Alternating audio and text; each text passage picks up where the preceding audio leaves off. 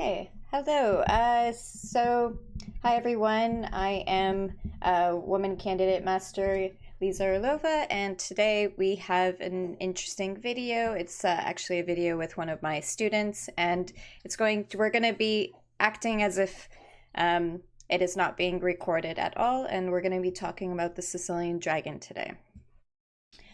Okay. When it comes to the dragon, as we mentioned, as you can see here currently, this is the setup, and I know that especially this is a very common, it's common for you now, especially that you play the Nimzo, right? And we practiced last week the Nimzo, except it's just on the other side, right? Mm-hmm. So as I mentioned, like in last week's class, is that there is a big difference between, obviously, with the Nimzo Larsen, even though with the Nimzo Larsen, you're kind of having the similar setup, except as white, except there is a big difference that this bishop, the fianchetto bishop, is actually really important to not trade off, right? For a knight, for example. I mean, you would trade off for the knight if you know that you would win some sort of material, you would not trade it off just in general for like the knight on c3 in the future. Okay, so this is the general setup, and of course it can change in terms of that there are going to be times when you actually play d5 instead. However, this is the dragon, and what I actually like about the dragon, that it kind of looks like like the profile of a dragon, in terms of that the bishop is the eye of the dragon, and then the rest of the pawns are kind of like, or the rest of the pieces are kind of like the head of the dragon, and then the wing of the dragon is, oops, I just wanted to make it a different color. The wing of the dragon is the pawns, and they do kind of like make, in a way, a wing shape, like if you look at a bird from, the side angle.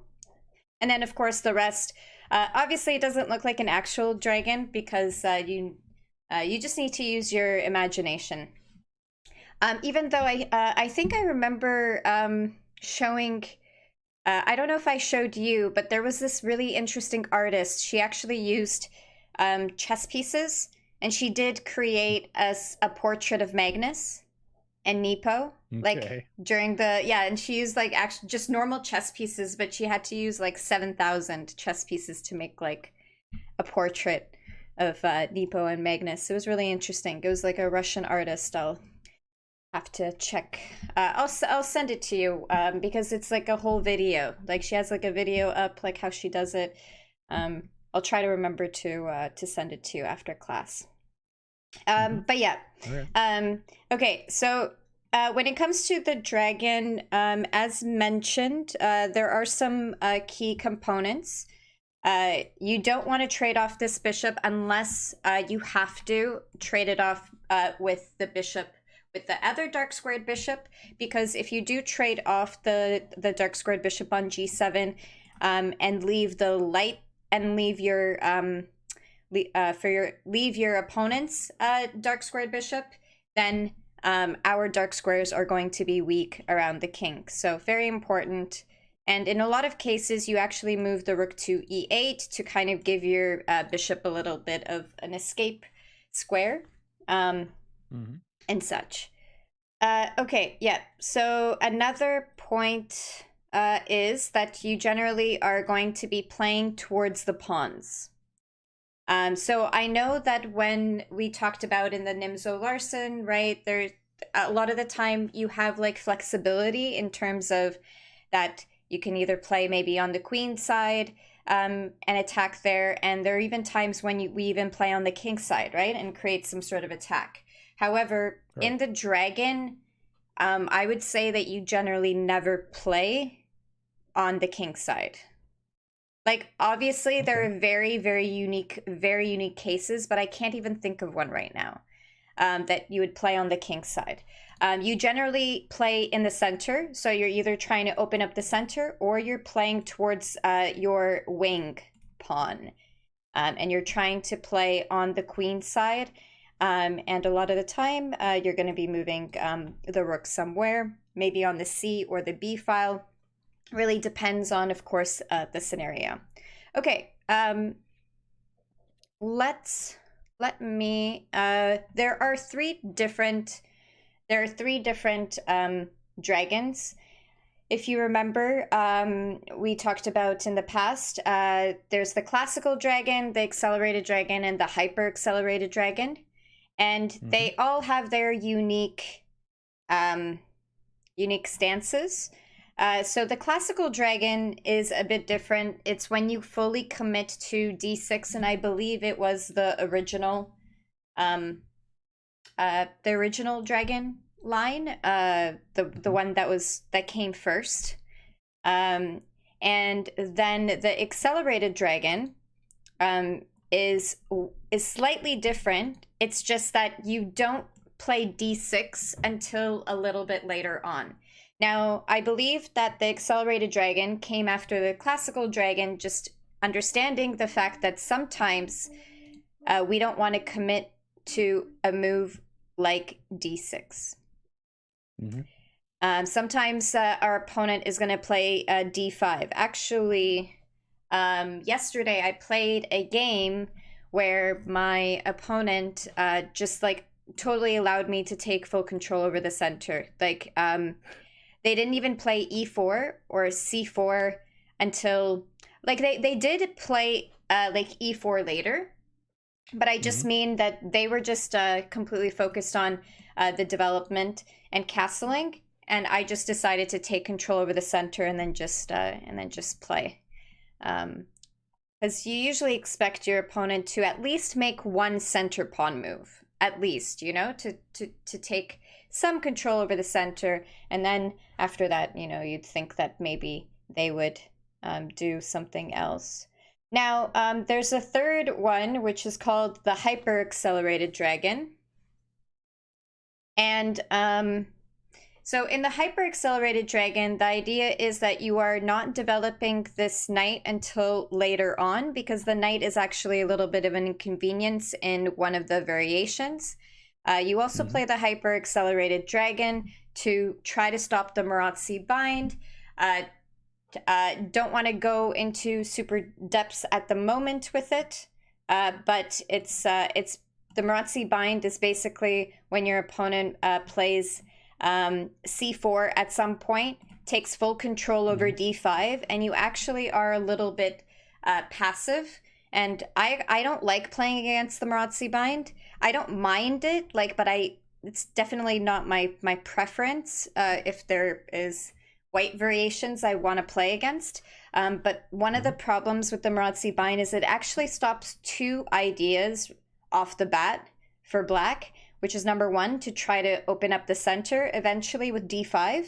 And another thing is that it actually stops the idea of the pawn push. Because there's just going to be way too many defenders. Because when c4 gets played, you see there's going to be the pawn and this bishop, and then the knight's going to come in, and even if we like spend all of our time, by the way, to protect this square, to try to make it happen, like white can just block us with like a4, and then we spent all that time, you know, regrouping all of our pieces. So that's kind of like why I never liked Marazzi bind, but I've never been so, like, it's not a devastating variation for me. It's just definitely by preference that I don't enjoy it. Sure. Okay. So let us, I always like going over the Italian game, because one of the reasons why I do like to go over the Italian game is because when my students, they tend to not like the general starting out opening as black, right? And the general starting out opening as black is, you know, like this, you were even probably taught in school, like, or I don't know, like I were you a part of the you were part of a chess club in school, or were you self-taught? Self-taught. Okay, nice.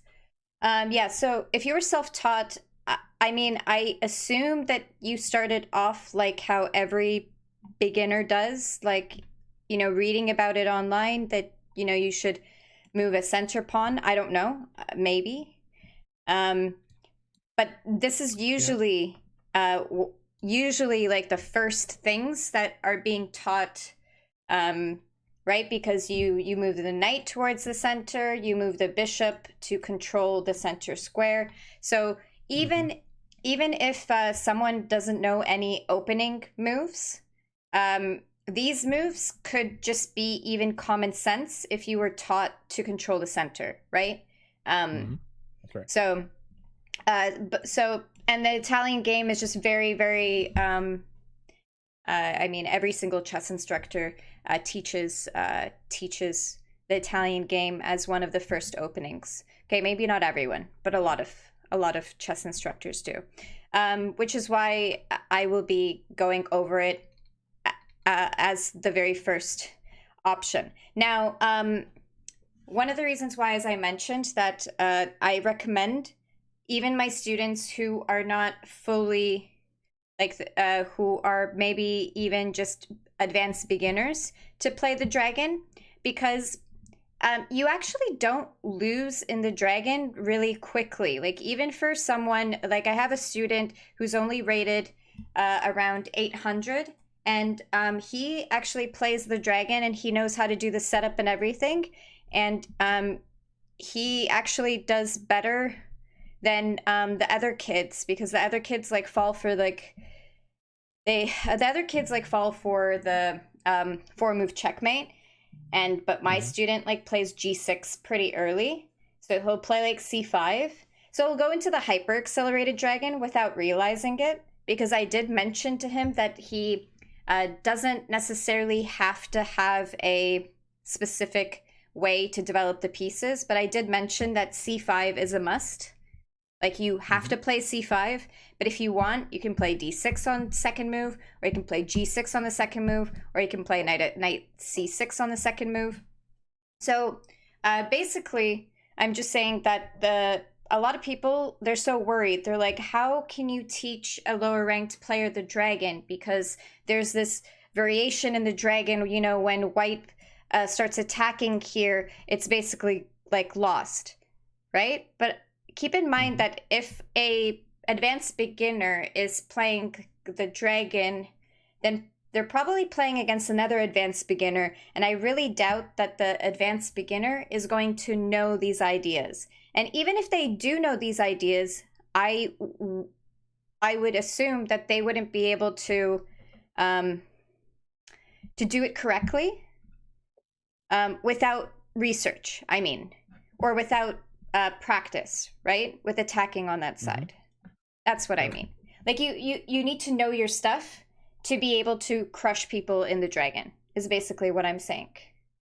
Um, yeah, so that's why I like to definitely encourage my students who get really bored of this, because if black and white both play correctly, and black doesn't like fall for like the fried liver, this to be honest, I quickly got out of playing this as black, because if everyone does the correct move and plays pawn to h6, and stops bishop to g5, right? And then let's say that black tries to move the bishop to g4, because that's like one of the advantages, right? Like, if you can get your bishop to g4 or g5, if you're playing white or black, it could be an Mm-hmm. advantage because of the pin.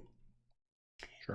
But if the other side is now going to be concrete and plays h3, now it's just kind of like you're both in a very symmetrical position.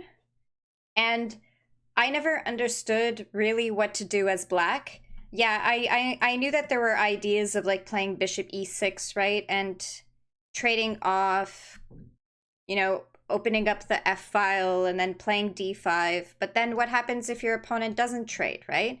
And plays b3? And it's still going to be like a pretty symmetrical like setup.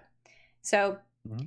Yeah, and I do understand. I do understand that in the dragon, you could also play against a symmetrical setup, which is playing against the English. So your white could actually copy, well, not copy you, I guess. I guess you would be copying the English at that point.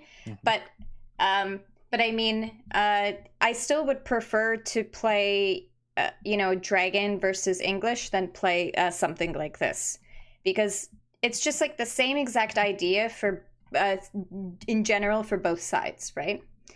Okay. Okay, so going back here, like looking at the,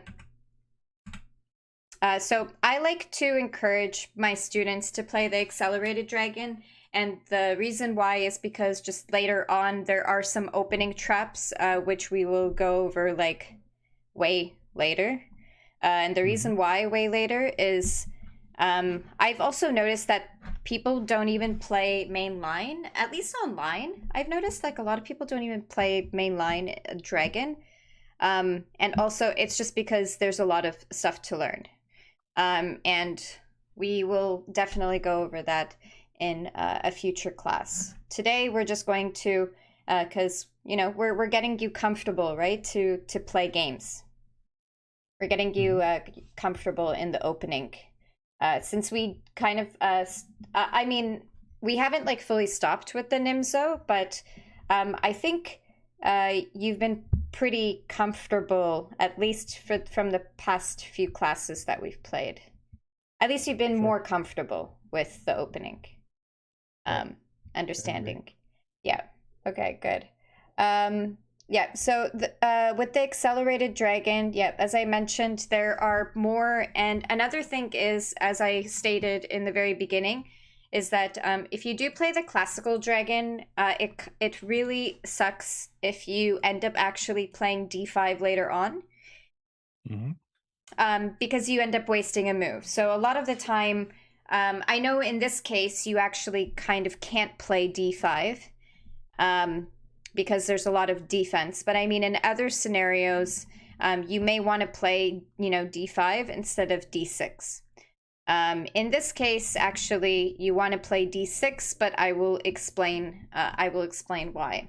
So in the Italian game, and if you play the accelerated dragon, it's very, very, like if you start off with the accelerated dragon, I mean, it's very, very important to know that in the Italian game, when your opponent is putting pressure on the F pawn, you do actually have to play d6. And I will show you the variation why, and I will also like ask you before showing you to see if you can see the tactic that occurs, because I actually, because I completely forgot about this tactic, and I remember falling for it 3 years ago. And like being a master and you fall for it. I mean, it wasn't so bad.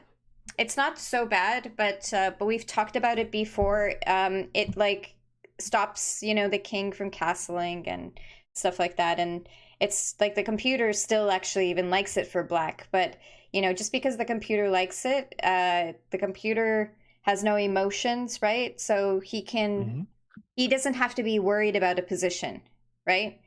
Because he has everything calculated. While human emotions, I mean, if you think about it, right, in a not all gambits the computer is gonna approve on, right?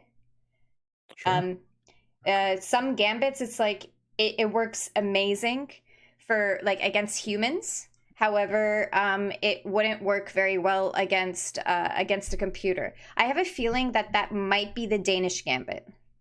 The Danish gambit where you sacrifice 2 pawns, then you have the 2 bishops like looking over. I think black can play very precisely, and then but obviously humans don't necessarily play precisely though. Okay, so pawn goes to g6. So a lot of the time castle, bishop goes to g7. I do like to develop the bishop first. It kind of gives the bishop, a little bit of an extra move before it gets like blocked completely. And keep in mind that when it comes to the dragon, I do like to call, like especially with my kid students who love to play video games, I like to call the bishop like a sniper, because especially a lot of the boys, they like the shooting games, like Call of Duty and all, PUBG and Daisy and all of those games. So I like to call this kind of like the sniper, because it's kind of like waiting in the bushes and just waiting until the right moment to strike. It's like not like a machine gun, where you're just firing like uncontrollably, like you don't care. No, it's like if you're a sniper, you have you're looking at your target, and you're only going to pounce when the time is right. But you make a very clear shot. So you're hiding in the very beginning, and then people forget about it, right? And then a lot of the time you might even win a rook later on. So these fianchetto bishops are definitely very very nice. I actually think that having fianchetto bishops is a really good strategy, especially when you are on the like lower level when it comes to chess. I mean, in terms of that, having a bishop like this, it doesn't allow you to get under back rank checkmate, right? Because your bishop can defend, or your king can eventually have a fleeing square if the bishop moves away. So you don't have like the worriness of accidentally falling for back rank checkmate. And on top of that, there's just so many opportunities of your opponent completely forgetting about this bishop, and then just like having some sort of unprotected piece on that diagonal. Okay, sorry, didn't mean to get a little bit off topic, but yeah, I just wanted to talk about this bishop though.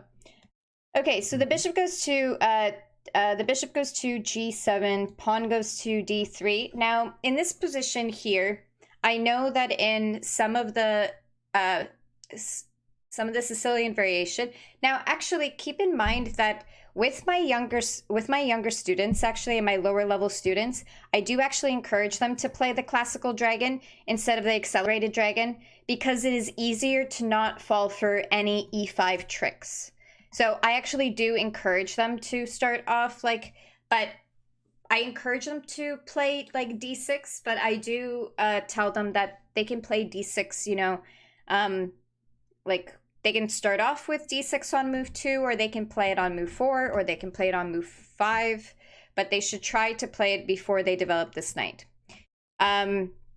But of course, like if you are higher level and you want to like learn a little bit more theory, then I do recommend to play the accelerated dragon, so you don't waste some time. Okay, so in this position here, I'm actually forced to play d6, and we're not even talking about the fact that that, as you can see here, the pawn, you can't even play pawn to d5 right now because there are two attackers. Sorry. There are two attackers versus one defender. So can't do that yet anyways. But the thing is that even waiting and hoping that maybe I could do it later, maybe I can play knight f6 first and then play d5, there is a problem. As I stated before I kind of started talking about the sniper bishop business, is that this bishop is eyeing the pawn on f7. If this bishop was like here, or possibly even like on b5, but basically anywhere but this diagonal, then I would say, yeah, totally, let's just develop the knight, we have no problems. But the problem is that by moving the knight to f6, there's this pawn to e5 move. Now, in a lot of cases, as black, we actually want this to happen, and the reason why is because look at this discovered attack that can occur. And actually, this is a very common, it's a common mistake. Now, in this position, keep in mind, it's not a mistake to play e5. But I mean, in other cases, a lot of like even, lower ranked players, they are tempted to play e5. Why? Because they're thinking here, they have one defender versus one attacker. So they're thinking, oh, then I'm completely fine here, right? And then they don't calculate that, like, when the knight steps to g4, now all of a sudden it has now the pawn on e5 has 3 attackers. Except in this specific case, because the bishop is on c4, there's a little opening trap here. Do you see if you can maybe remember? Like one of a good thing to take a look at is this knight on g4 is unprotected. That is kind of like the main problem in this position. It's the bishop is on c4 and the knight on g4 is unprotected. Well, there's a knight to g5 move, I think. Yep. That protects the square on f7 from the king actually taking it, and that it's also a discovered attack for the queen. Okay. Yep. So are you saying to play knight g5 right away?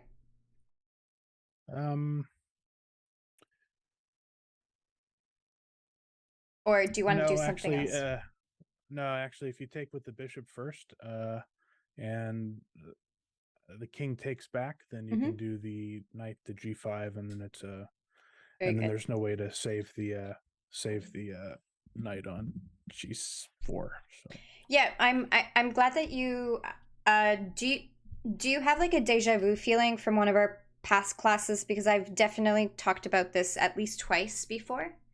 I think in the past, and I just mean that, like, with openings, like repetitiveness is how you will actually really understand an opening, right? Is going over it multiple times. I don't remember this in particular, at least not the variation that allows this trap to occur, but I'm sure we did go over it, but it just seems pretty obvious. Okay, good. Like, I was looking at the knight to g5 move a while ago and wondering how this would end up being a problem, but the discovered attack on the queen, I wasn't thinking about that after the knight to g4 move. So we'll see. That's why I'm quite happy that you, even though you don't always have time to play games and stuff, but you try to keep up with your tactics, because tactics is a huge part of it. Of course, I do encourage you to play more games, because then you can actually implement the tactics. And as you can see here, like, this is how someone can implement a tactic, right, in an opening. Yeah, so it's kind of interesting, because I did have a student, right, that like absolutely hated to do tactics, and then was wondering, like, why potentially wasn't like doing well in the games. But it was actually and a lot of it was because falling for a tactic. And a lot of the time you practice tactics not just to achieve them, but you're actually also doing them so that you can stop them from occurring to you, right? Because if someone tries to set up a tactic, then you can acknowledge it and you can try to stop it. I am very happy, by the way, in this position that you said bishop takes f7, because if the knight goes to g5, actually here we can capture back with this knight, protecting the f7 square. Yeah, exactly. And it's also actually doing the trade. The reason why I'm saying this is because removing the defender, but the removing the defender actually, or trying to remove the defender of the pawn on f7, doesn't really work in this case, because you would actually remove one of the attackers. So you would not be in. Of course, you do have to be a little bit careful with all of these f7 shenanigans that white does in a lot of different openings.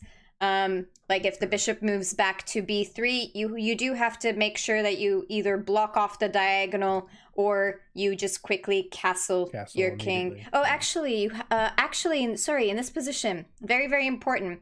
After you play this move, the knight is actually trapped. So it is important to play a move like e6 or d5 to block off the bishop. Because in this position, take a look, the knight actually can't move anywhere. As being... Yeah, so if the bishop goes to b3, I would actually encourage b3, yeah. maybe to play e6. No, e6 doesn't create fleeing squares. What am I saying? Then maybe playing d5. Or actually, what I kind of like is just playing knight a5. What am I saying? Knight a5 is actually interesting because then you're trying to trade it off with another knight. And then you have... Yeah, you know what? I think I like that. If the bishop goes to b3, you play knight to a5. In a lot of cases, you play knight to a5 anyways. If you remember in some of the games that I've potentially showed you in the past, there are times like ideas of playing knight a5 and then getting your knight onto c4 ideas, or even trading off the bishop on b3. So yeah, if bishop goes to b3, I maybe just play knight a5, and yeah, we look good after that bishop gets traded off. And of course, if the bishop doesn't want to get traded off, as you can see now, it's not a target on f7, so we can just castle. And now we have an escape square for this knight to go. It's very, very important. If you remember, it's very, very important. One of the positional aspects that we look at is piece mobility. You should always be aware of your pieces that barely have any mobility, but also pieces that your opponent barely has mobility. Why? Because you can trap them. Like that knight didn't look like it would be trapped because it's in the center of the board, but interesting enough, it just does not have any safe squares up until now. Now it does. Okay. Sorry for going into this variation. Yep. We're gonna go into the actual variation. Yep. Bishop takes f7. So before we no. Let's go back another. Yeah, it's right here. No. To yeah. Like what happens if you realize that you made an error in this position, and you realize that playing knight g4 isn't a good idea? No. What I was thinking was I was thinking about playing d5 right now, but it doesn't work. No. I'm happy that you mentioned that. Yep. D5, actually, there are some really interesting variations. Like, you know, when you're trying to save yourself against the fried liver attack, you like do a counter attack or something. Actually, I don't think it's the fried liver, but there's like an opening also that you like play d5, like your knight's in danger, but you have the bishop under attack. But in this position, it's just because of this sad bishop on g7 becomes like a domino effect, right? No, that's exactly right. I was thinking that it might work, but it doesn't quite work. Yeah, so in this position, please understand that if you do make a mistake, because, you know, having to, like, for my higher ranked students, I do encourage them to play the accelerated dragon, but if you forget in this scenario that you were supposed to play d6 before you develop the knight, then I just encourage you to move back. Please be aware that if you make a move like this, you actually get your knight trapped. And because I understand that obviously the white king is going to be open, but I definitely think it's worth it for white to, because, you know, we don't have as many pieces on the king side, and also white can just protect the king by maybe doing something like this after capturing the knight. So, well, it also doesn't prevent the trap if they want to go ahead with it, because it's still on the same line with their queen, and the discovered attack still can happen. So, so yeah, I was looking at knight to a5 earlier too. Yeah. Yeah, so in this position, you would just have to play knight to g8, and it is a little bit annoying. You might get like harassed potentially, but actually, if someone plays knight to g5, please be aware that you can capture on e5 and have kind of that similar idea. Except it's even better in our case because we don't have like a knight kind of blocking off our route. So if the bishop moves away, we can actually just like focus on playing d5 and just, you know, moving the knight away if it gets in danger. Just as long as you remember. Look too bad. No, it doesn't. This looks better than even in the other variation when the knight was like all the knight was on, wait, the other variation. Yeah. Okay, okay. Yep, so right. knight goes to knight goes to g8, but in this position, they would have to play something like this, and yeah, you're going to be a little bit inconvenienced for some point in time. Just keep in mind. But what you can end up doing in these type of cases is, number one, maybe playing e6. I don't really like playing e6. In these type of cases, actually, what I like to do is I like to take my time and just kind of feel things out, because you can't really play d6 right away. Actually, maybe in this case you can, because look, there's that, you know what? Maybe in this case you actually can play d6, because there's the potential. Oh, the discovered attack. Yeah. Yeah, so if pawn captures, like, I wonder if like white can actually play that and you know, like sacrifice exchange, I mean.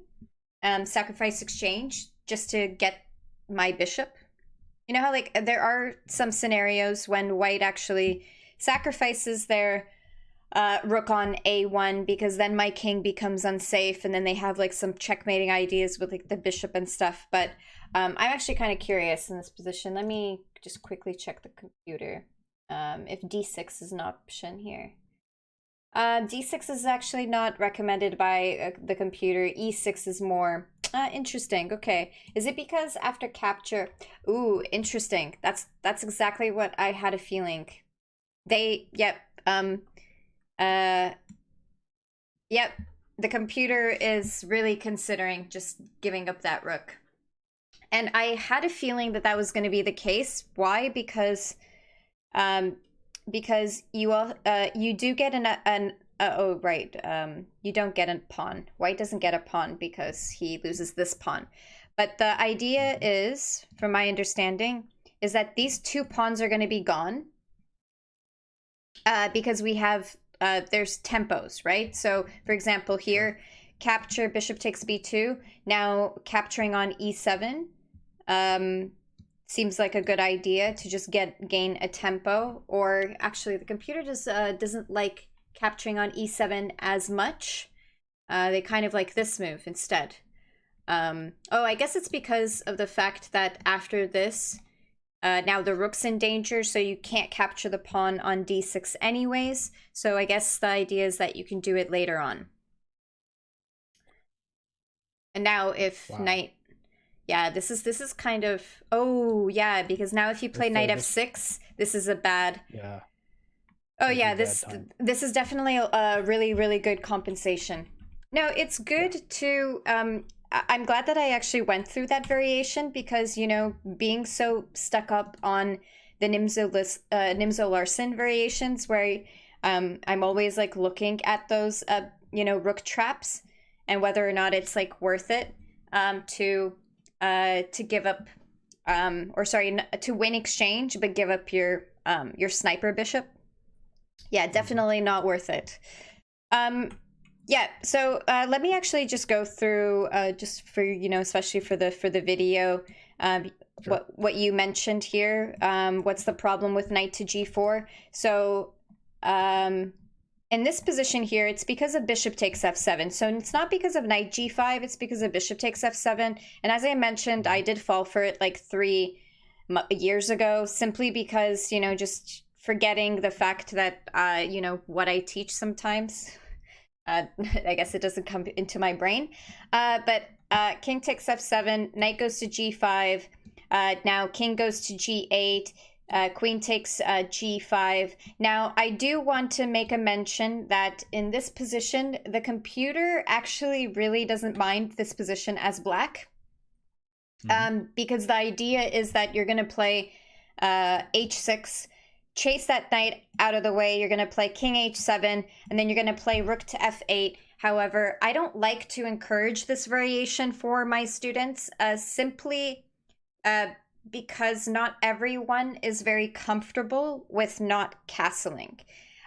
I'm telling you, I have like a new student, and he was like, "Oh, you really don't castle in this variation? Like, oh, like it's really weird that this grandmaster didn't castle, in this game." And it's like, yeah, like there are scenarios when you have to do artificial castle, or you don't actually mind if you're, but it's a totally normal thing to be worried about. I feel like I would be uncomfortable, and I would. The reason why I'm saying that is because these two pawns, I feel like they could potentially fall in terms of. I know that white does not have a light squared bishop anymore. However, this pawn on g6 will eventually, I think, be weak, and it will be forced to play maybe g5. And then I feel like the light squares are going to be weak, and I understand that we are the one that has like the two bishop pair, so maybe we can use our bishop. I just mean that everyone has their own preferences. This is just something that I don't know if I have a preference to play. It's not a big deal necessarily, I guess, if this happens, but still encourage, especially my lower level students, to just play d6 really early on. And just play the classical dragon. Sure. Yeah, so even in this case, I don't go for knight f6. I just play d6. I play d6. I stop e5. Now, please keep in mind that you don't want to pin. You don't want to pin the knight simply because of the same situation. Except it's actually going to be worse for us because white actually wins a pawn. If you remember in the previous case, we actually ended up capturing the pawn on e5. But in this case, there's no pawn on e5. I just mean, let's say here, bishop g4. This bishop is unprotected. And honestly, any time your opponent has a bishop on this diagonal and that diagonal is not blocked off, like in the French defense, when you play like e4 and e6, then you should always be worried about something happening on f7, because we know that in the fried there's a fried liver attack, and just knight g5 I think just happens in so many different lines where this diagonal is open. So if bishop goes to g4, you would end up losing a pawn, and actually in my opinion, this position is significantly worse, because when you move your king away, look at this hole that the knight is going to come into on the next turn. It's like, yeah. That's not what you want. It looks bad. Yeah. No, it's pretty. It's pretty bad. Like I would have actually even preferred to be able to get the king to g8, then quickly somehow get. But even here, I understand that we can protect against this threat. We can kind of protect against the threat, but then you're just playing down a pawn in a pretty horrible position. So yeah. But it is a really good thing to mention that in the dragon, I tend to realize that this bishop is kind of, a lot of the time, this bishop is kind of like garbage. So I do like to trade it off as quickly as possible, but it's important to trade it off once your piece is protected. Now, please keep in mind that you can play bishop g4 in other variations, just when the bishop is not on this diagonal. If this bishop was developed here, or if it was on b5, then for sure you could have totally played bishop g4 and had no problems with pinning it even before castling or before moving the knight out. Okay, the knight goes out, bishop goes to g5. Now, if you want, you can play bishop g4. Actually, I probably even encourage it, because if your opponent doesn't play h3 ahead of time, actually, a lot of people who play as white, if they know that it's good for them to keep this black bishop alive, they will just play h3. And then I'm kind of stuck with this bishop because I don't really know where I'm going to put it. If I put my bishop here, it's just, it is supporting kind of like the attack on that side. But other than maybe supporting the pawn pushes, it's not really, the bishop's not really using its full potential. And then a lot of the time, if you develop your bishop here, you might actually end up, number one, just putting your bishop on a line of pawns, which actually happens like quite often. Or you're also just blocking off the b file. So I do like to get rid of this bishop. So if you can get rid of this bishop as quickly as possible, and if you are even lucky to the point that your opponent seems to not even care about it and plays like a3, well, guess what? You've just achieved a really nice potential position for yourself, because now you are threatening to actually expose the white king. And in these positions, Wayne, what I really, really like actually, and I was always like tempted when you create this type of like pin, I always loved when my opponent played h3, and especially when they would play it really quickly. Like really, really quickly in the game. It's like you play bishop g4 and they play h3 like 2 seconds later, because they didn't even think about it. But what's the problem with h3? It's actually better for white to just not do anything, and I don't know, just wait, honestly, like potentially just wait to be captured. And then just try to, I don't know, like try to go here and try to trade off and then try to chase the knight. But you can't play h3 in these type of scenarios. What do you think?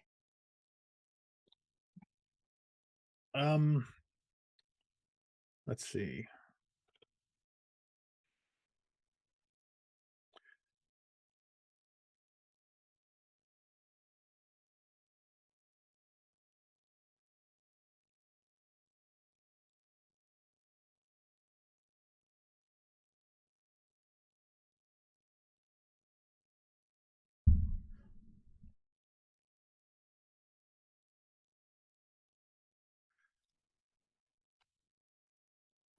All right, so well,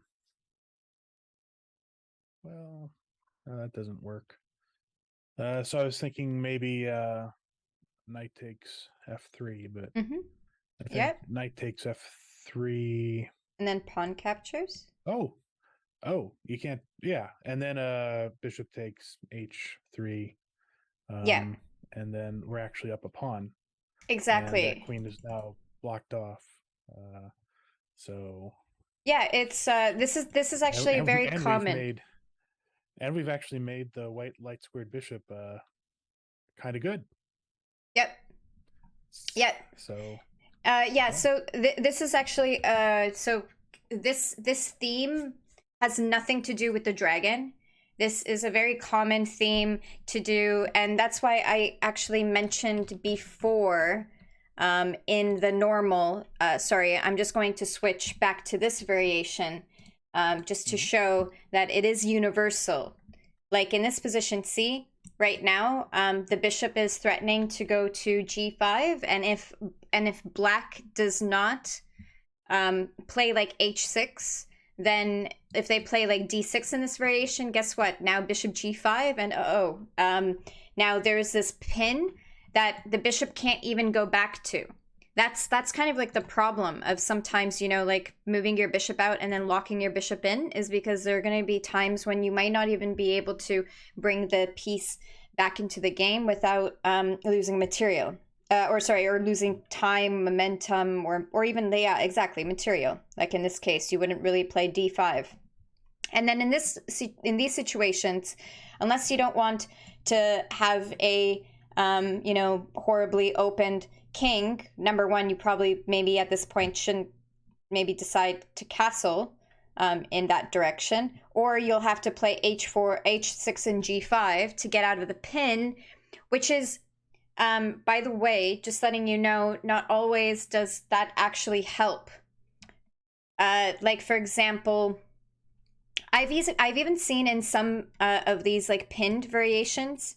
I'm just trying to remember. I think it was like castle, knight goes here, and if you play h6 at the wrong moment, I know here you have that same idea with like knight takes f6 and then capturing a pawn. I'm trying to remember, what was the variation?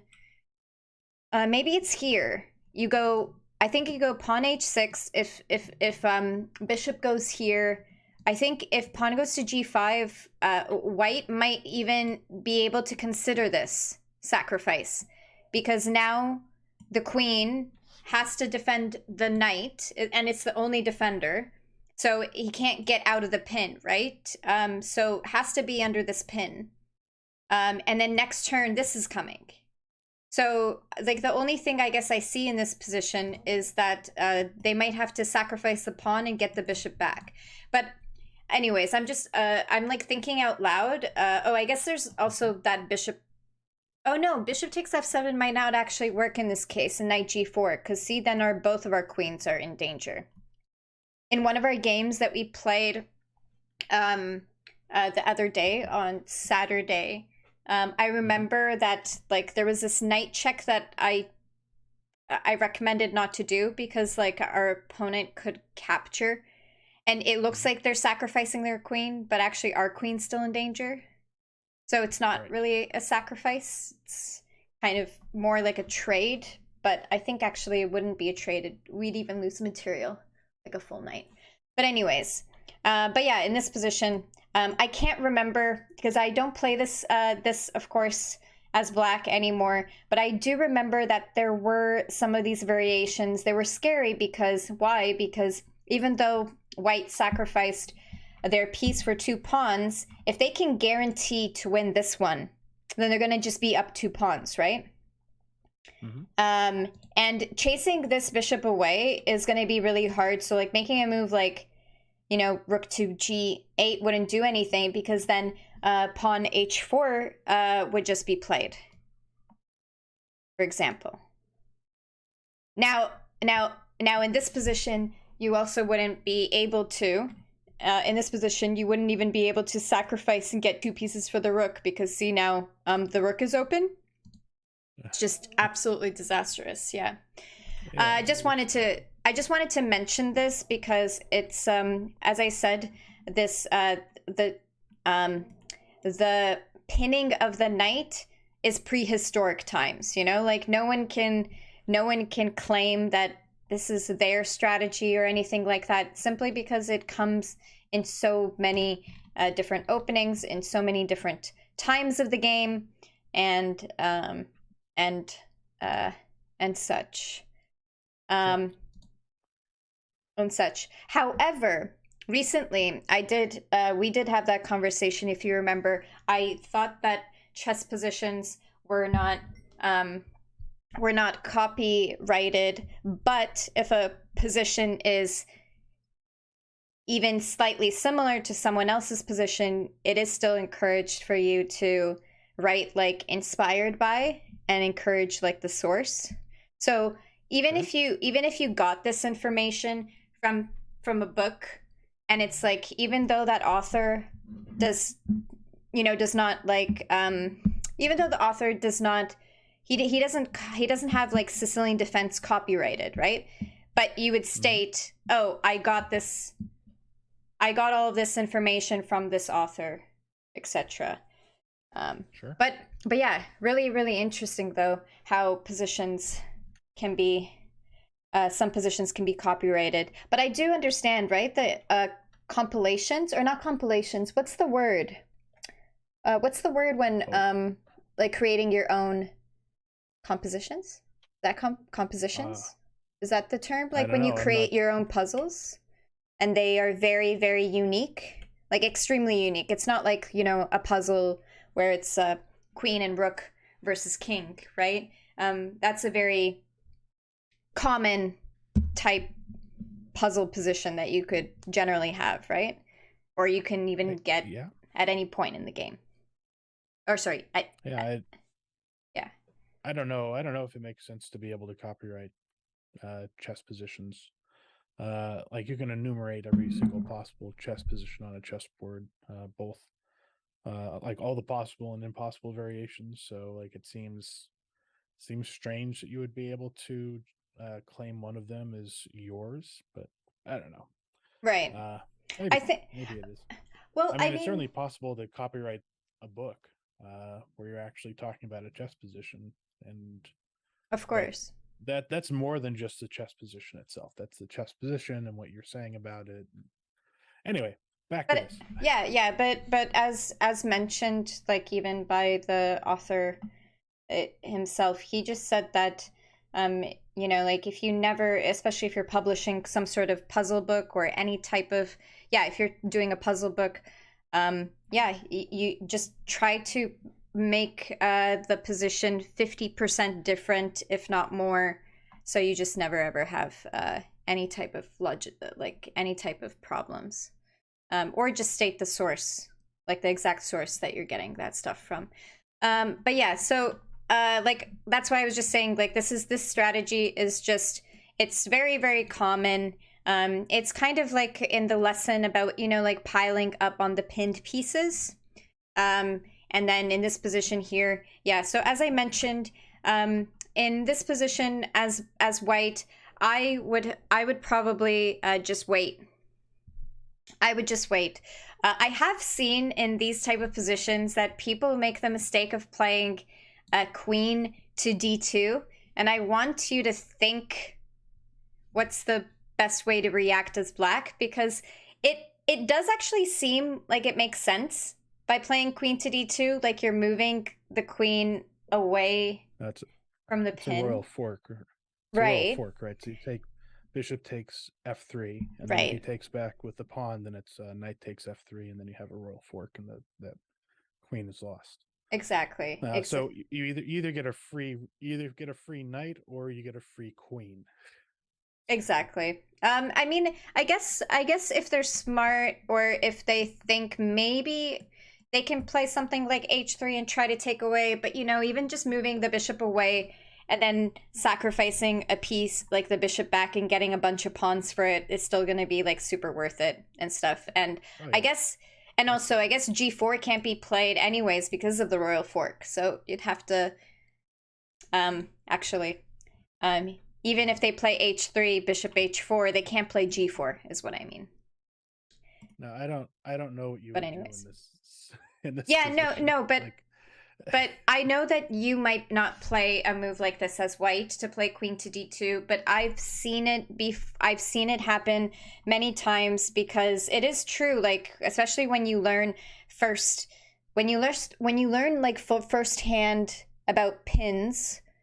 If you feel like you have, like, yes, in this position, the idea might be like, okay, I know that I'm going to remove one of the defenders, I'm going to lose material.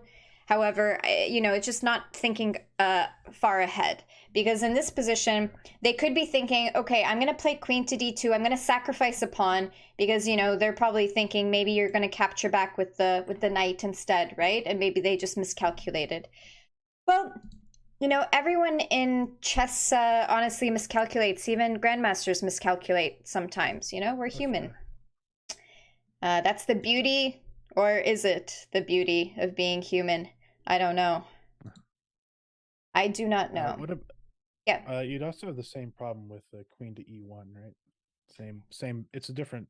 Like it's the same fork, right? Queen E1, queen c1 would probably be queen c1 is the only. It's the best. Yes, it would be the best, but like even in this position, if queen c1 gets played, then I'm pretty happy with queen to c1 as well, because actually after this, still winning you get the pawn, but you also get to trade off the dark squared bishop.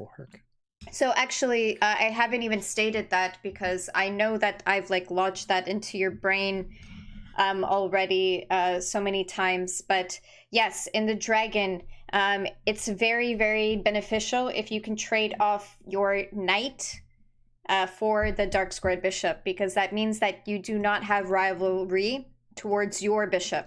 And if you notice that with this house, it actually does look like a house, especially when the king's castled. With this house, it's actually really hard for even knights to come in and attack the bishop. Like, it's just non-existent.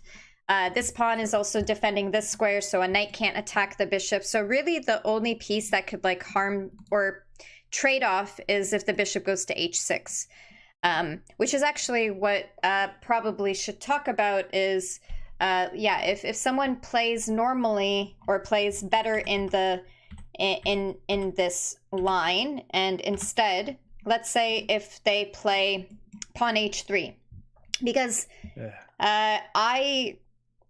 I would probably be that type of person. And to be honest, even in the Nimzo Larsen as white, there are times when I like to play a3 ahead of time to like not allow bishop b4 stuff to happen. Yeah. Like, and I'm just like very cautious in that regard. So I would be the type of person in this position to definitely play h3 and stop the pin.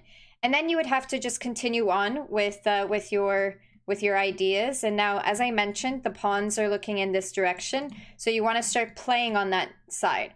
But in this position here, your opponent can try to play queen to d2 and then try to trade off the bishop. And this is there are obviously possibilities of different ways of your opponent playing bishop to h6, but the absolutely like most common, like 95% of the time, is using the queen and the bishop.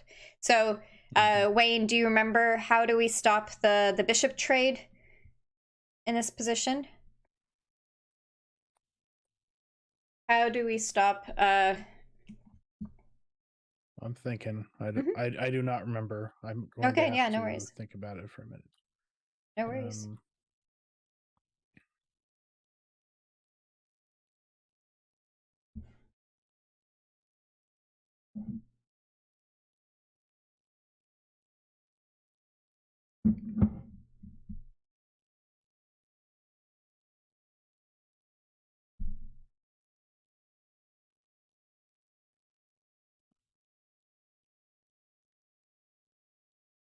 It's not knight h5, is it? No, that still gives you a bishop trade.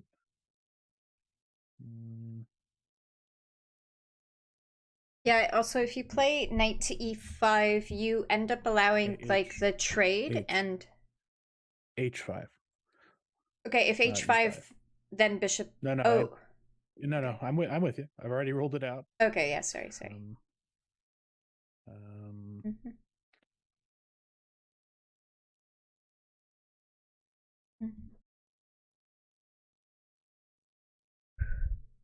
I mean, you can just move bishop to h8. Yeah, you could do that. Or you can move your rook to like rook e8 doesn't really fix it though. No, it does. It does, because if the bishop goes to h6, you play bishop h8, and you got it off of that diagonal. Okay. Yeah, right. No. So bishop h8.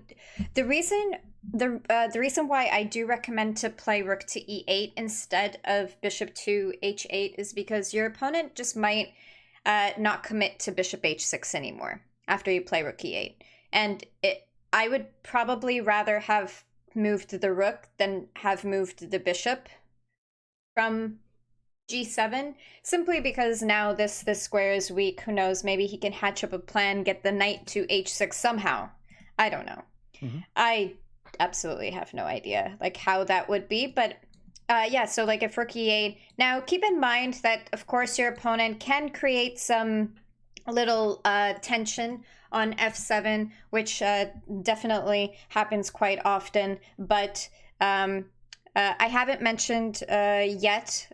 Generally, I don't like to go into a stone wall setup, except when it needs to be done, it should be done. And it's the only reason why I don't necessarily like it is more if you play it on your own. Because if you play on your own, then you just simply create these holes, like the dark squared holes in your position. Like in this case, you know you have to play e6, and you know you're opening up this queen, so maybe there could be some tension here, and stuff, and now you can play d5, block off the bishop, or you can play b5 and continue on with attacking. I'm not saying like the stone wall is absolutely horrible. I actually have I have a student, one of my students actually really prefers to even play the stone wall and develops the knight here instead. I don't know, he actually he has his own preference, and he's like, oh, Liza, it works out really well for me, my bishop's not blocked. And I'm like, okay, well, if at some point it doesn't work out for you, then you may have to consider to stop playing it. because it does create holes. It does create holes, sure. And if your opponent is maybe higher level, he can try to really take advantage of it. So, but in this case, like, it wouldn't really be such a big deal. I've actually had moments, by the way, when I've had, like, people, they play, like, h4 and they're trying to, like, gang up, right? Because they have so many pieces right now. Maybe the queen's gonna come in. They hope that maybe this bishop will become open. But then they forget that actually I can kind of... It's not trapping the bishop because the knight can move away. Mm-hmm. It's just an idea. At the moment, actually, I just realized you can't play knight g4 right away. There's this interesting, like, fork. Like, we're not losing material. You just have to, like... Oh, no. The knight can capture on h6 and protect against the... Ooh, nice. Okay, never mind. You can't play knight to g4. Sorry. Yeah, so if queen goes to f4, you capture the bishop and you defend against mate. Perfect. Okay, so... And I guess, actually, even if that wasn't the case, could probably just move the knight here. Oh, no, then it's not attacking the queen. Sorry. For some reason, I thought it was attacking the queen. Yeah, okay. Okay, sorry, I was just thinking to myself. Sure. But yeah, that's the only, like, downside, I guess, I see with, like, rook to e8, that your pawn on f7 can be potentially weak at some point, but I haven't really had too many problems with this otherwise. Otherwise, you know, I wouldn't be playing rook to e8. But yeah, but Wayne, that's really the only difference between bishop h8. It's just that the rook actually might end up even being useful on e8, especially if you can break through into the center, which not always you can, of course, but you know, especially if you do end up playing e6, then the e file could become open after the trade, like especially as stated here with e6, and then, you know, maybe they'll play this here, trade, there you go, right? And now we have an open e file, and yeah, and stuff. That's actually a nice position, yeah. Actually, it's a nice position, except like, be aware that I've gotten mated here before. Like, this is mate. Like, this isn't just, like, capturing on f7. It is actually mate, so, like, playing a move like pawn to d4 is, you know, signing. Tempting, yes. It is tempting. It's, yeah. Right after you play that move. Yeah. It's checkmate. It's this reminds me of, like, a scenario when I was playing at the World Chess Olympiad, and because it's a team-based game, and I believe I was, like, the last or the second last game, so, like, the other team members were, like, also, like, watching my game and stuff. And I remember my opponent, like, explicitly came up with the plan of me purposely attacking the queen. And it's like, it's so intuitive.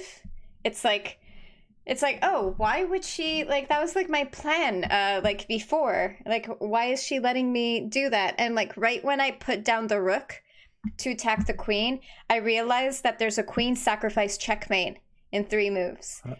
And then, like, everyone else on my team, like, they're all, like, wide-eyed because they saw the checkmate. And I'm like, oh, man. Yeah, no, I let her sacrifice the queen. Actually, you know what's really interesting? That game is every single year, and I don't know how, like, the logistics works with, like, the game of the day, but that game is on chessgames.com, and it's usually game of the day, and it even has, like, a weird name, like, and then there's comments like, how can this girl be a master if she missed this 3-move checkmate? And harmful comments. There was something, like, there was a title of the game, something to do with Canada, but anyways, weird.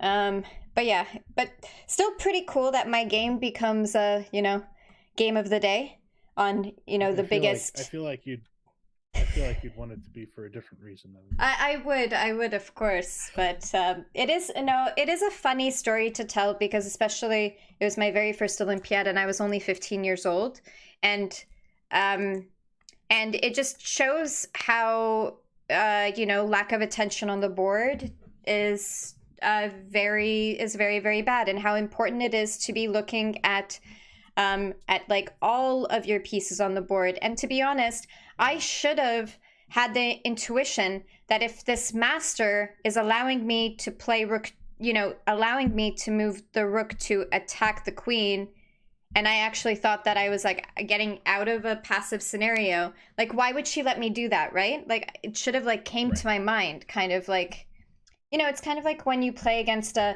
grandmaster and then they just leave a hanging knight there, right? You're like, I don't know, this is some fishy business. Or they're trying to play handicap mode, which isn't very nice.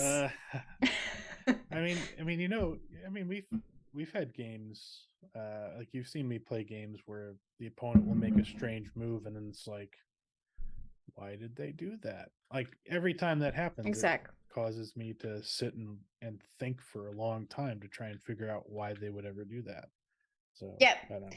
Yeah, and actually that's a good point in terms of when you actually when you get into one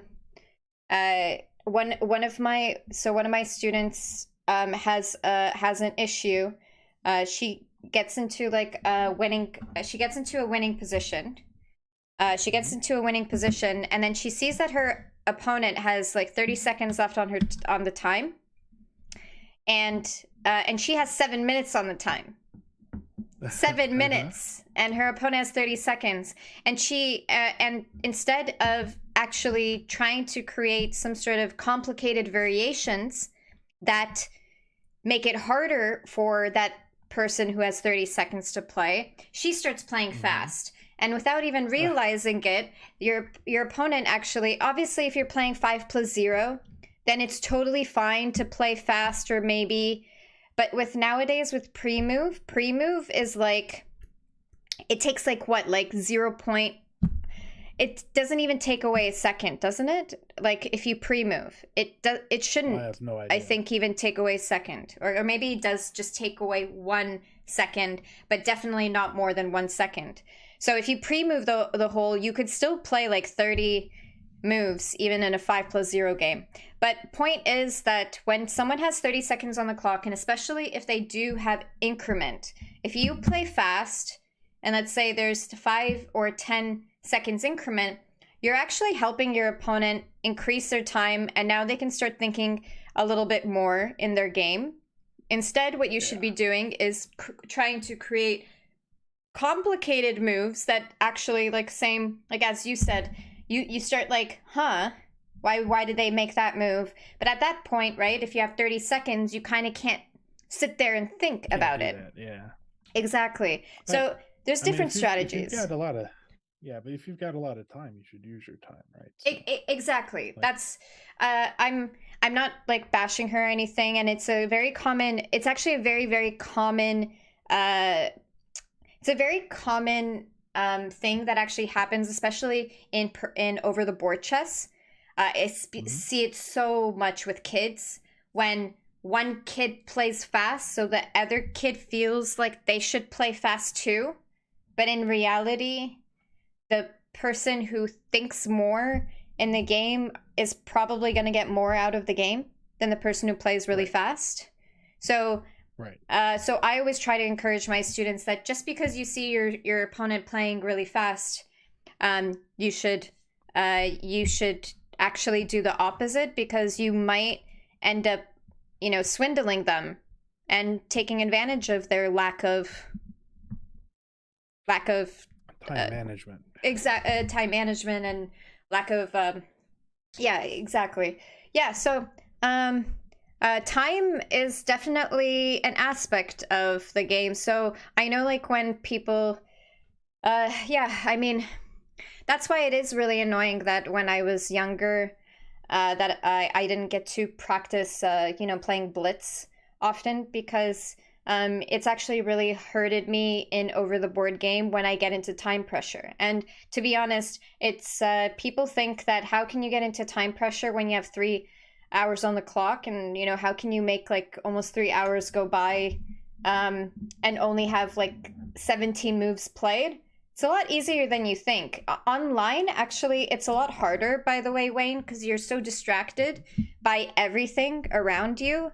Like, you can also, obviously, like when you're playing on Lichess, it's not encouraged to have another browser window open, but I feel like everyone does it, as long as you just don't cheat, right? But if you're like looking at an article or something, just so many distractions, right? Like, instead of thinking, but actually thinking in an over the board game, it I don't know, the time just goes by really quickly. It's like playing a video game, honestly. Like, where does the time go by? I know that you don't really play video games that often, but if you remember, like even on Saturday we were playing for 3 hours, right, practicing the Nimzo-Larsen. How did those 3 hours go by? Well, because felt like about 6 hours to me. Oh, it did feel like 6 hours? Okay, I don't know. For me, it felt but I'm unusual. Faster. I'm unusual. Time goes by slowly for me, so it's fine. Oh, okay. Because for me, it like felt, I was just kind of like looking and I was like, oh, I didn't even realize, I thought we were, you know, like only having like a 2-hour lesson today. And I was just like, oh, okay. It's like already turning into 3 hours. Like, well, that's me with games and also with video games. Like, now I understand why my husband, you know, can like be totally focused on something for an hour. It's just because like you don't even feel that time has gone by, especially when you're playing video games. Okay. So in these type of scenarios, like I would even consider just the light squared bishop, and like the bishops tend to be like one of the main kind of reasons that there are inconveniences in the dragon, in terms of the, you know, the dark squared bishop is trying to trade off the like hours, and this light squared bishop is trying to put a lot of pressure here. So there are some interesting ideas of playing like something like knight to a5 and then trying to just, you know, trade it off like really quickly, and just get rid of it, or play knight to d4 in this case.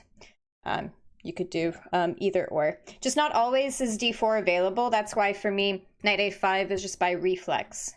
It happens. Okay, yeah, so Italian game, of course, is it's really commonly played with the dragon.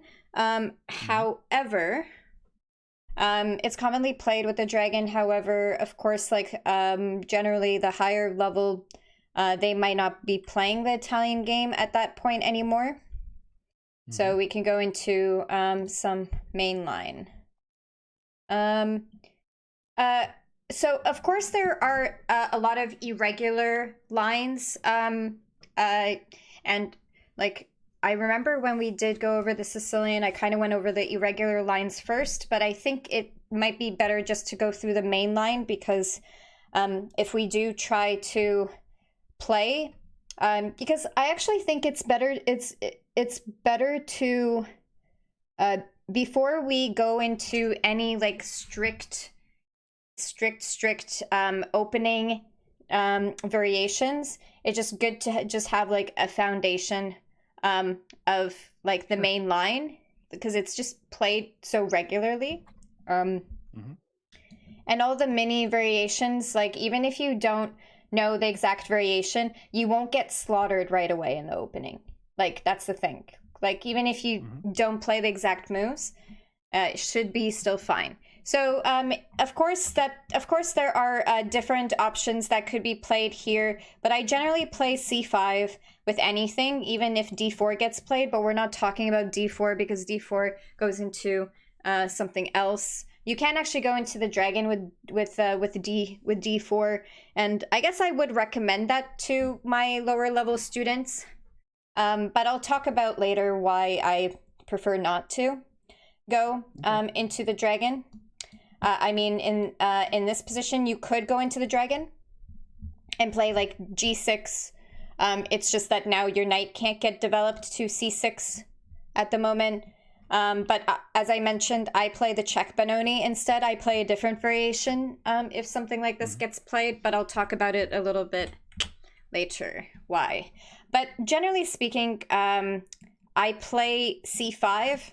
It does not matter. If f4 gets played, I play c5. If e4 gets played, I play c5. If c4 gets played, I play c5. b4, that's a bit weird. If someone plays b4 or if someone plays b3, like b4, actually, I find b4 weird. And I know in the Nimzo Larsen we play b3, but there is actually a reason behind it, because if you play b4 early, there's some really interesting variations, like I think it's b4 and a5.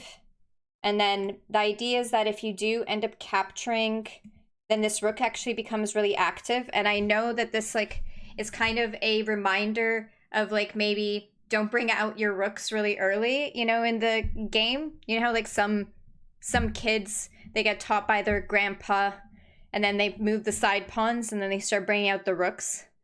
Like, it happens so often. It's like they go like this. They think that it's a good idea to bring it out and then they lose the rook because of the bishop. Like, it happens so often. But this is different. If you have a high level knowledge of chess, you just know that you actually get into a better pawn structure in this position, and you have an open semi-open a file, and you're gonna put pressure on an isolated pawn. This is definitely, if you understand more strategy, positional play, this position would not be worrisome for you. Of course, in this position, by the way, like b5 gets played, but I honestly, I can't remember, but I remember a5 being like an interesting idea. And then the idea, I think, is after b5, you play c6, and then you're trying to put pressure on the far advanced pawn. And then, but yeah, so b4, I don't expect too many people to play. And just to let you know that if someone plays the Nimzo Larsen, I don't play the dragon anymore. Oh, all right. No, I do not play the dragon. I do not play the dragon anymore, and it's simply, I don't play the dragon anymore because I simply don't like being challenged by this bishop. And a lot of the time, if that ends up happening, like my bishop gets for sure traded off. So I don't like. I generally just play something else. I just play like, kind of like the Nimzo Larsen, but the other setup, but as black. I like playing it as black. I don't mind. You get a lot of control. But yeah, so what other, I'm just thinking about, b4 isn't common. I mean, those are really the only pawn moves that are common. Obviously, if your opponent tries to go into some transposition variations, then you would still play c5. I think it's really important to at least play c5. At least play c5 in this variation. Okay, so let's say e4, c5, this is main line, knight goes to f3. Now please keep in mind that there are moves like playing c3 first move, or playing knight to c3, or playing like d4 right away. I understand, but keep in mind that when it comes to the dragon, if d4 gets played, you are always going to be capturing it. And the reason why is because you want to keep the c file open for your rook later on, and it is really important, because if you don't trade off, actually you allow your opponent to play pawn to d5, and then your position is a little bit more crammed. You can't open up the center as much anymore, and you might actually stop yourself from having possibilities of attacking on this side, depending on what your opponent plays after. So always capture on d4, and it does not matter if there's another pawn to support it, okay? Even if there's another pawn to support it and they take full control over the center, I still would rather have this, you know, open or semi-open c-file for the rook. Very, very important. So knight takes d4, pawn goes to g6. And we continue on with our development. Now, as I mentioned, so like Wayne in this position, if white really wants to, they'll go into the Marazzi bind, and they can go into the Marazzi bind right now if they would like. They can play c4, take control over d5. It's not ideal. It's definitely a variation that I don't like to play against with the dragon, but it's not a big deal. But pawn to g6, let's say knight goes to c3, bishop goes to g7, attacking the knight, bishop goes to e3. Now in this position, I develop the knight to f6. So as I mentioned that I do not like moving the d pawn unless there's a bishop here. And as you can see, there's no bishop here, so we have no problems. Right. We have no problems. Now, actually, I did have a student recently that was talking about it, and they said, well, what happens if the knight captures and then pushes e5? And that's a smart thing that they're thinking about. However, this is a whole variation. Like, I don't... okay, if that was the case, I would probably recommend... in this position, if you are not ready, just to play knight to g8. It kind of sucks, but it's not absolutely terrible. After knight g8, this pawn is in trouble. f4 has to be played. You can think about playing queen to c7, maybe get your knight to f5, eventually play d6. It's really not that terrible if you're forced to play knight to g8. But there's a very interesting line here, actually, where you sacrifice the pawn, but you try to get a lot of play with the rook and stuff, and we will look into it. Actually, this sacrifice might not even be that good anymore, but during my time, at least, it was actually a pretty good opening opening line to consider. And white has to play very, very specific to really take advantage of the extra pawn. But as mentioned, a lot of people, they go into gambit lines, not because they expect their opponent to know it, but more so that they don't expect their opponent to know it, right? A computer, actually, I'm going to know for sure. I'm going to check the computer right now. He's not going to be really happy with the knight d5 variation. Exactly. I'm looking at it right now. If knight goes to d5, the computer's giving +1, which is exactly because you're losing a point, right? You're losing one pawn by moving there. But knight g8 is just equal. So it's really up to you. Okay. But here's the thing, most people do not actually capture on c6 because they know that this is not really good for their position, because after capturing with the b pawn, there's that semi-open b file. And if you notice, if there's a semi-open b file, there's a really, really nice idea of putting a target on that b2 pawn. I understand that this is, of course, like, you can't win the b2 pawn anytime soon, but this is just long-term planning. Sure. But yeah, like knight goes to f3, and in these positions, gosh, there's like a lot of different variations that could be played. There's bishop e2 that could be played, bishop c4 that could be played, queen d2 that could be played. And yeah, there, like, as I said, there's a lot of variations. I don't expect a move like this, simply because it leaves some weaknesses. Like f3 is actually is very common, and it could actually lead into some traps. But I don't want to get into it exactly today because there's actually a lot of stuff, and I will also be preparing for it. Yeah, there's like a lot of stuff. Like for example, if I remember carefully, it goes pawn to f3. Let me think.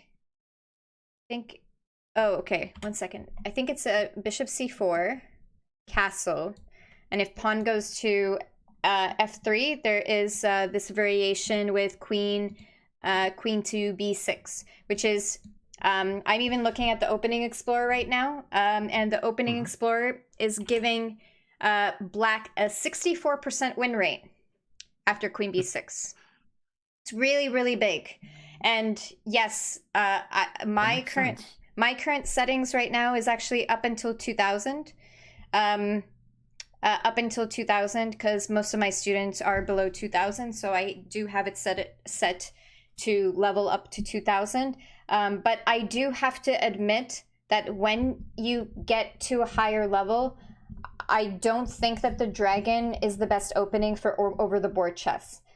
Because masters, as I mentioned maybe earlier on in the video, is that if white knows about like the attacking lines, and I'm not saying they have to accurately know the attacking lines, because just because you know that you have to play h4, it doesn't mean that you're going to win the game just because you know you play h4 and h5. No, in very specific cases you play certain things, right?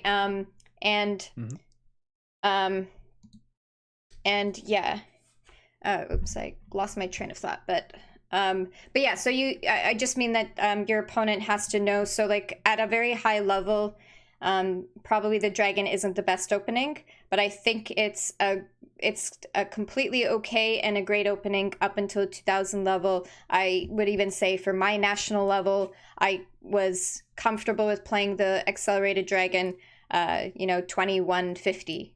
Well, my peak rating was 2130 CFC rating. Was the peak.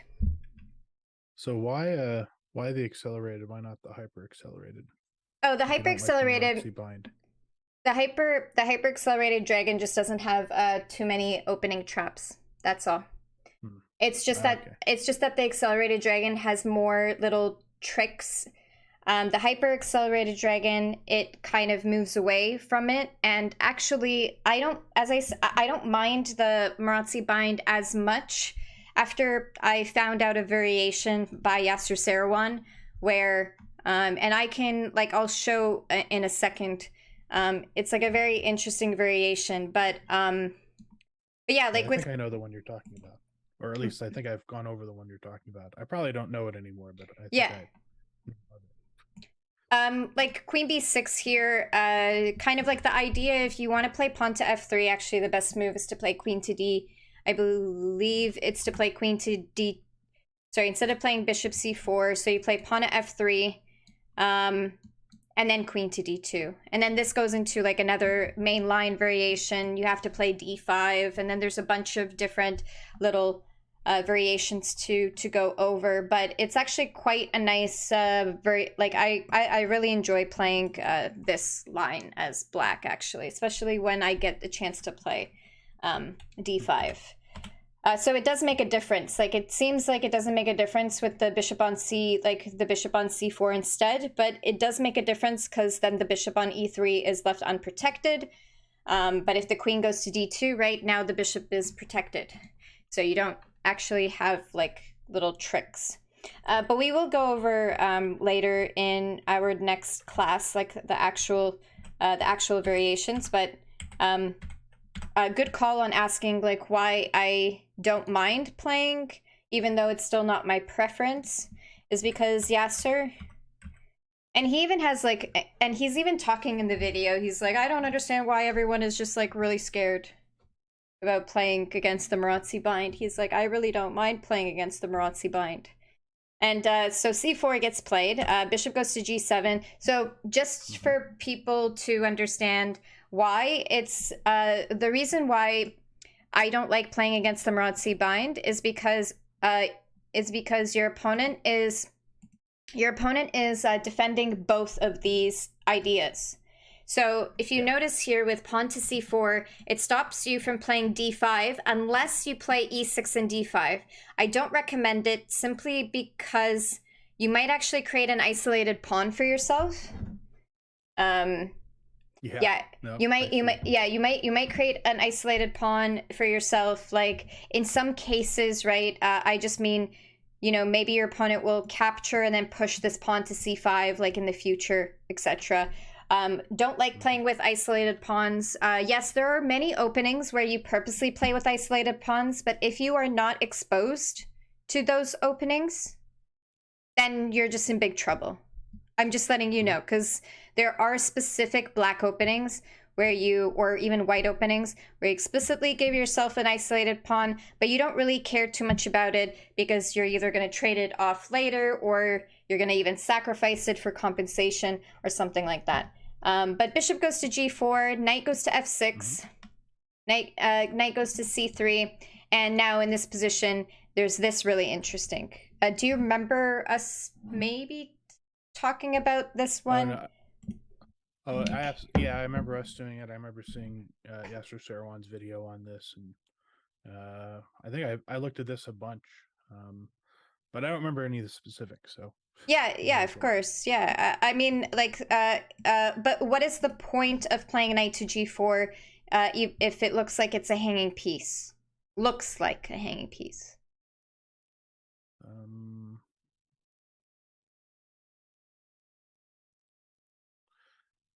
So if the queen takes, then that removes one of the defenders of the knight on d4.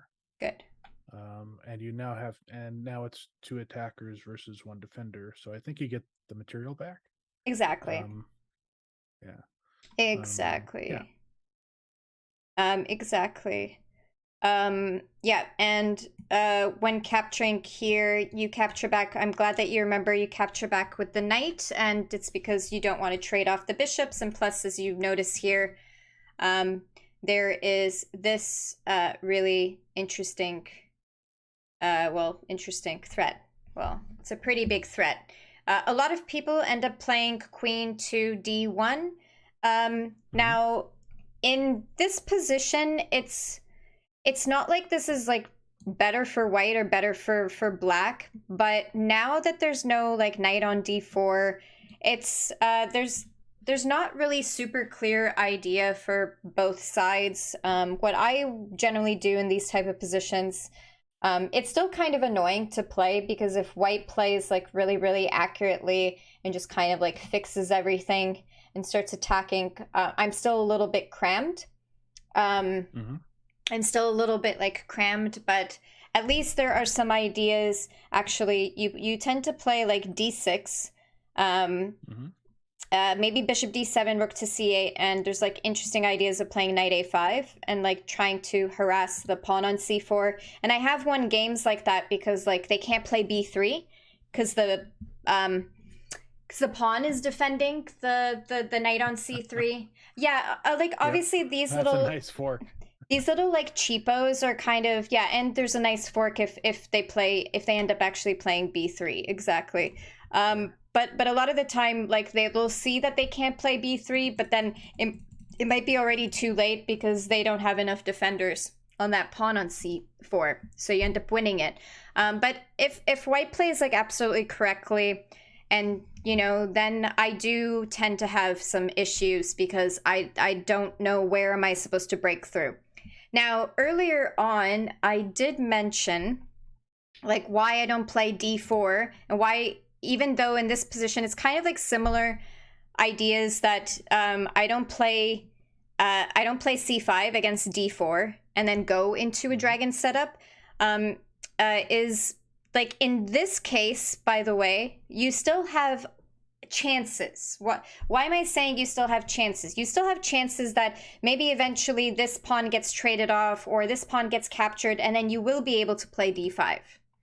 Like you still might have chances. Or like what happens if this pawn gets traded off and gets moved away? Now you actually have options of playing a6 and b5, right? And start playing on this side. If you end up playing, I will just create a new chapter. Starting position.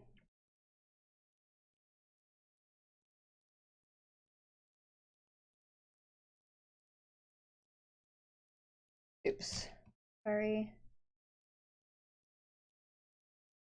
Okay, sorry. Okay, so one of the reasons why, okay. Okay, yeah, so one of the reasons why I do not, oops, sorry, not d4. I wanted to play d4. Why I don't like playing against d5 is because the only way that you can get rid of this pawn is really only if your opponent like decides to capture something. And if there's already a fixed piece there, it's really hard, right, to like actually physically put your piece there, because what they can just do is just have like mega intense protection on that pawn on d5. It's a little bit different in the other scenario because there's nothing there, right? There's no piece, there's no pawn on d5, which means that you still have hope that eventually, if there's not enough defenders. Of course, I understand that this pawn might not be here, but you can't like expect that pawn not to be there, because it's very hard to actually get rid of it. If you play e6 now, c4, and there's just going to be another pawn to support it. And then if you play, I don't know, like I just personally really, of course you do end up having this open bishop, but eventually when c4 gets played and, you know, like this really nice pawn formation gets played, and everything, it's very hard to figure out. And by the way, especially in this position, imagine if your opponent plays h3 here. It's like, on top of that, you have a garbage bishop on c8. So if your opponent is even meaner in this scenario, and they play h3 and h3 before they move their knight to f3, because the idea kind of is that if they don't, right, and if after knight f6 they play knight f3, you quickly trade off this bishop, and at least your pieces have a little bit more like leeway, and your knight can get developed without blocking off the bishop.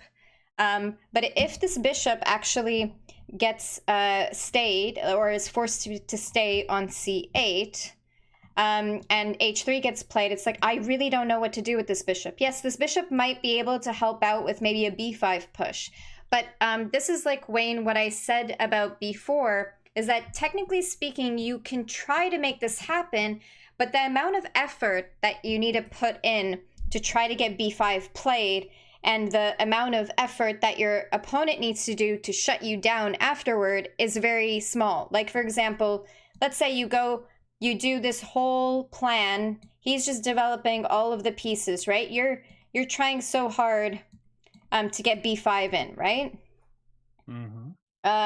Bishop d7, let's say castle. Okay, you still can't play. You have to play a6 now, right? Okay, now now you actually have a decent amount of attackers on, so now you're threatening to do that. Okay, well, what if your opponent plays queen e2 now? Okay, which is a very normal move, right? Isn't this a nice move? You develop your queen. You're about to link your two rooks on the next turn when your bishop gets developed. So now there's so many. Now there's four attackers on that square. So then you have to play rook to b8, and now guess what? Your opponent can play a4. And now how are you actually going to add another attacker? The only thing I guess see is maybe to castle and then play queen e8. But then what if your opponent plays a5 and completely blocks everything off? So now you actually have to play a move like maybe b6. You have to play a move like b6 so that there's no holes in your position. And then now you have to play castle, queen e8. But like, look at how much effort you have to do just to try to create some sort of plan. Like, doesn't this feel like a very crammed and passive position for black if white plays? It does. It seems very difficult to come up with like an idea about what you would do. Exactly.